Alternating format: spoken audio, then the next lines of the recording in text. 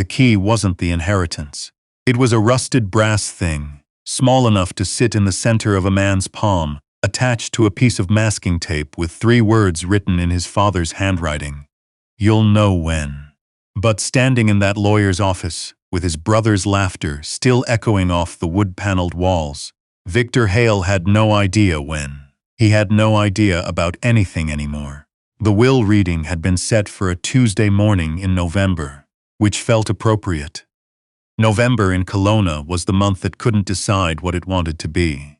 Too cold for pretending, too early for accepting. Victor had driven 3 hours from Penticton the night before, stayed in a roadside motel off Highway 97, and fed half his dinner to Sergeant, his 7-year-old Belgian Malinois, who'd been riding shotgun since Victor retired from the Canadian Forces 11 years ago. Sergeant ate the chicken. Victor drank the coffee and didn't sleep. He hadn't expected much. His father, Earl Hale, had been a complicated man, not cruel, just distant in the way that certain men of that generation believed distance was the same as dignity. They'd reconciled in Earl's final 2 years. When the dementia started stripping away the walls Earl had spent a lifetime building. Those 2 years were the closest Victor had ever felt to him. He'd driven up to the property in Armstrong every second weekend, split firewood, made soup, sat beside the old man, while Earl watched hockey and forgot the score 3 times each period and didn't seem to mind. His brother Doyle had not done any of that. Doyle was 58, 6 years younger, and had the particular gift of being present at every celebration and absent at every difficulty. He'd flown in from Calgary the morning of the reading, wearing a jacket that probably cost more than Victor's truck payment, and greeted Victor in the parking lot with a handshake instead of a hug, which told Victor everything about how the morning was going to go. The lawyer's name was Mr. Ashford, a trim man in his 60s with silver-framed glasses, and the carefully neutral expression of someone paid to deliver all kinds of news. He sat behind a mahogany desk and read from the document with the practiced calm of a man who had done this 1,000 times and understood that what he was reading mattered enormously to the people in front of him, and not at all to the person who'd written it. The property in Armstrong, 4 acres, the farmhouse, the outbuildings, went to Doyle. The bank accounts, the truck, the retirement savings. Doyle. The antique furniture their mother had collected before she passed. Doyle.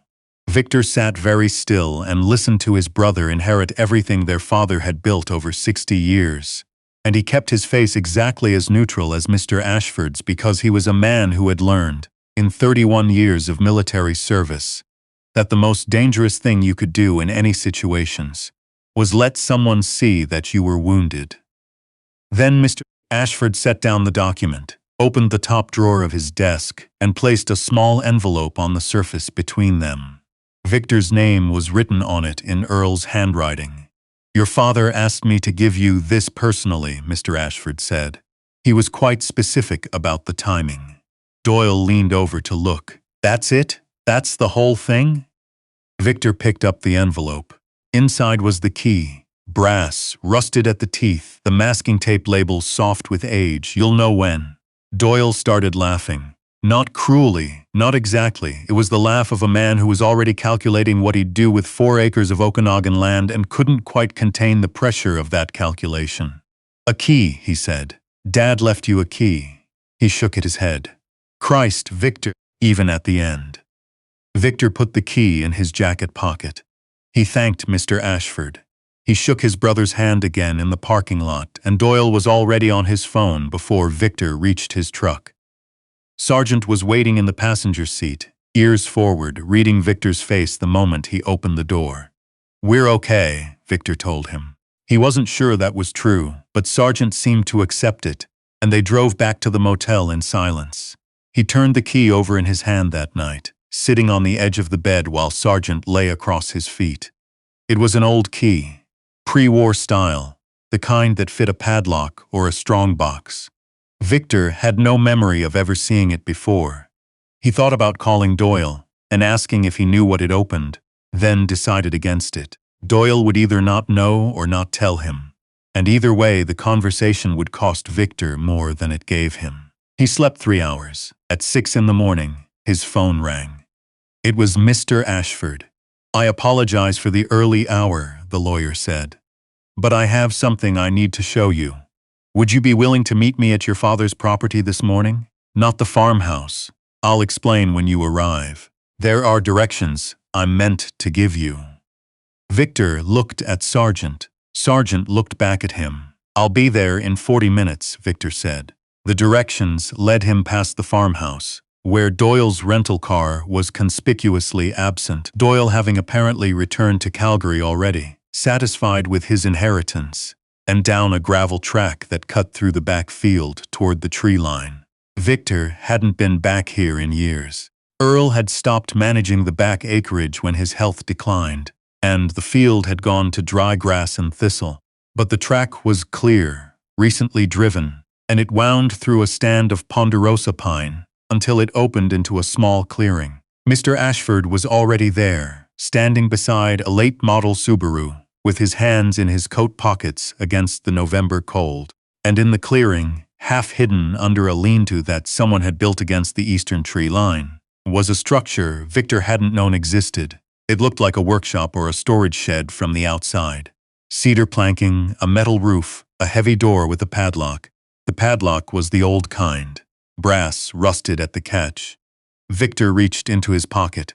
"Your father built it himself," Mr. Ashford said. "About 20 years ago, I'm told. He never mentioned it to your brother. He only told me about it in our last meeting, 2 months before he passed. He was very clear. The key went to you. The contents went to you." He paused. He said, and I'm quoting, "Victor will understand what to do with it. Doyle would just sell it." Victor stood in front of the padlock for a moment. The key fit on the first try. Inside, the air was cool and smelled of cedar and old paper and something else, motor oil maybe, or solvent. Shelves lined 3 walls, floor to ceiling. On them, binders, document boxes, a row of military green metal cases, and at the center of the back wall, a photograph in a wooden frame. Victor and his father, taken at Victor's commissioning ceremony, 1987. Earl was wearing his own uniform. Royal Canadian Regiment, the same regiment Victor had joined at 21, following a path his father had worn into the ground before him. Earl's hand was on Victor's shoulder. Both of them were looking at the camera with the serious expressions of men who didn't know yet how long the road was going to be. Victor hadn't seen that photograph in 30 years. He started opening binders. What his father had built, quietly, over 2 decades, was not a workshop. It was an archive. And inside the archive was the documentation of a life's work that Earl Hale had never once mentioned to his younger son, to his neighbors, or apparently to anyone except a lawyer in Kelowna who had been sworn to discretion.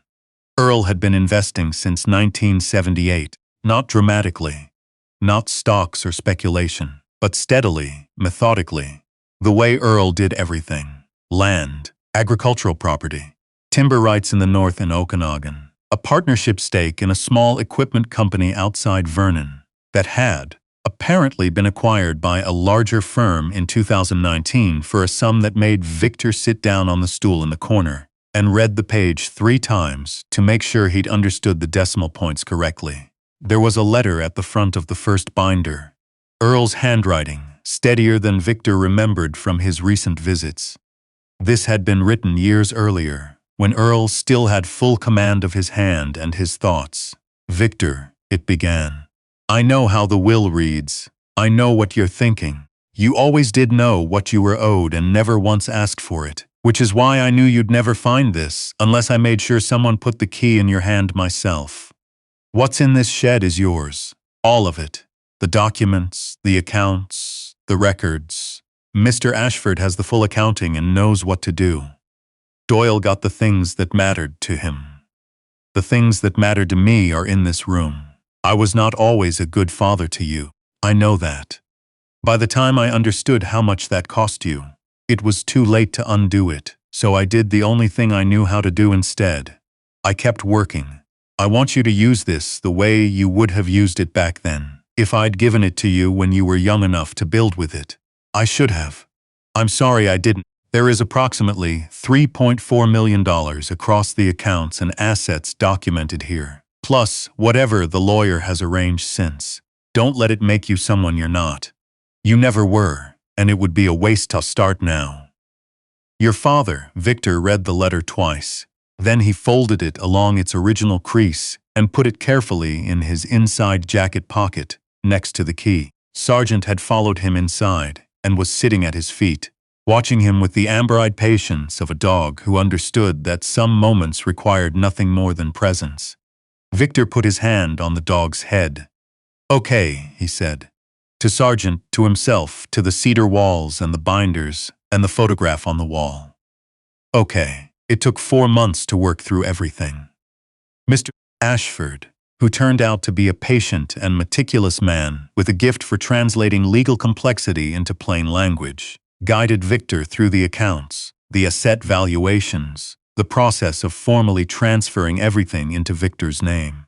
The final figure, once everything was settled and taxes accounted for, was just over $4.2 million. Doyle found out in February, through a letter from Mr. Ashford's office that was legally required to inform him that Victor's inheritance was separate from the estate and had been arranged outside the will. He called Victor the same afternoon. "You have to understand," Doyle started, "that Dad wasn't in his right mind those last." "He wrote the letter before his diagnosis," Victor said. "The binders go back 20 years. His mind was fine." "Victor, he made his decision, Doyle. I'm not going to argue about it." There was a silence on the line. Victor could hear his brother's breathing shift through the phases of outrage and calculation, and finally arrive somewhere that was almost, but not quite, self-awareness. "He really never told me," Doyle said. And the strange thing was, Victor could hear that it was true, that under the anger and the arithmetic, his brother was genuinely wounded by the fact that their father had kept something this large from him for this long. "No," Victor said, "he didn't." Another silence. "What are you going to do with it?" Doyle asked. Victor looked out his kitchen window at the dry hillside above Penticton, at the November light going flat and gray over the lake. "I don't know yet," he said. "Something useful." He'd been thinking about it for weeks, actually. During the long drives back and forth to Kelowna, during the evenings when Sargent would lie on the couch beside him, while Victor read through Earl's binders and tried to understand the shape of a life his pastor had never explained to him directly. He'd been thinking about the men he'd served with. The ones who'd come back changed and had nowhere to put the change. The ones who aged badly in small apartments, who didn't talk about it, who drank more than they should have, because no one had ever given them a useful alternative. He'd been thinking about dogs. Sargent had come to him 8 years ago from a military working dog program. Retired, too old for active service, still capable of things most humans weren't. The first winter after Victor took him, Sargent had slept on the floor beside his bed every night without being asked to. On the nights when Victor woke at 2 or 3 in the morning, with the particular kind of dark that didn't have a name, Sargent would simply put his head on the edge of the mattress and wait. It didn't fix anything, but it meant Victor was never alone in it, and Victor had come to believe that this, not being alone in it, was more than half of what a person needed. He started making calls in March. By May, he'd found the property 43 acres outside of Armstrong, about 12 kilometers from his father's old farmhouse, on a long, gentle slope above the Spalumcheen River. There was a farmhouse that needed work, 3 outbuildings, a barn, and enough flat land to run a working facility without crowding anything. The price was fair. Victor made the offer in cash. He spent the summer building. He hired a contractor from Vernon for the structural work and did everything else himself: fencing, garden beds, the kennels he designed, with the help of a woman named Dr. Okafor, a veterinarian in Salmon Arm, who specialized in working dog rehab, and had been trying to get something like this started for years without quite enough money to do it properly. She came out on weekends and walked the property with him, pointing at the slope of the land, the drainage, the sight lines, the places where a dog could run without being near the road. She had strong opinions, and she was right about all of them. The plan was not complicated. The facility would take in retired military and service-working dogs, Belgian Malinoises, Shepherd's Retrievers, the ones who'd done their years and needed a landing. Handlers who'd served would be offered residency for up to 12 months while they transitioned out of service life. Housing on the property, structured work with the dogs, access to a counselor Victor had hired from Kamloops who had a specialty in military trauma, and a complete lack of interest in bureaucratic gentleness. There would be no means test, no waitlist of the kind that discouraged men from asking in the first place. You called, you came, you stayed as long as you needed and worked as hard as the land required. Victor named it Sergeant's Ground.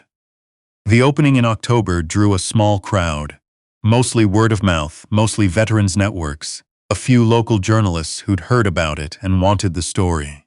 Victor was not a comfortable public speaker. He stood at the edge of the small platform they'd set up near the farmhouse and said approximately half of what he'd planned to say and none of what he'd rehearsed, because once he was up there looking at the faces, men his age, some younger, all of them carrying the particular weight that people carry when they have served and come home to a world that moved on without them. He didn't want to give a speech. He wanted to tell the truth, so he did. He talked about Sargent. He talked about the 2 in the morning dark. He talked about his father's letter, and the key and the shed in the tree line, and the 43 years he'd spent not understanding why his father was the way he was, and the strange mercy of finding out after it was too late to say thank you in person. He wrote that he wanted me to use it the way I would have if he'd given it to me when I was young enough to build with it. Victor said, I was 21 years old when I was commissioned. I didn't know what I wanted to build then. I spent 30 years learning. This is what I'd build. Sargent sat at his feet throughout the whole speech. When Victor stepped down from the platform, Sargent stood up and pressed against his leg, and the crowd, without any apparent self-consciousness, gave a dog a round of applause. 3 of the first residents moved in that month. By December, there were 7. By the following spring, Dr. Okafor had taken a full-time position as the facility's director of animal care and was running a waiting list that grew faster than either of them had anticipated and felt, to Victor, like evidence of a need so long unmet that it had become invisible. He went back to his father's shed one afternoon in March, the 2nd March since the will reading. The binders were still there. He hadn't moved them. He stood in front of Earl's photograph for a long time, looking at the 2 of them in their uniforms, the careful, serious faces, the hand on the shoulder. He thought about what he might have said to his father, given the chance. He thought about it for a while and arrived, eventually, at the only true thing. I understand now. Not about the money, about the patience, about the long, quiet work of building something that mattered before you knew whether anyone would ever see it. Victor took the brass key from his jacket pocket. He'd carried it every day since November. A habit he hadn't decided on, it had just become true. And he set it down gently in front of the photograph. Not as a gesture, not as ceremony. Just as a thing that had done its job and deserved to rest. Then he went back outside, to where Sargent was waiting in the truck, and drove home through the Okanagan spring, the hills going green on both sides of the road, the lake flashing silver through the trees, the kind of morning that made a person believe, if they were paying attention, that the world was still capable of beginning again.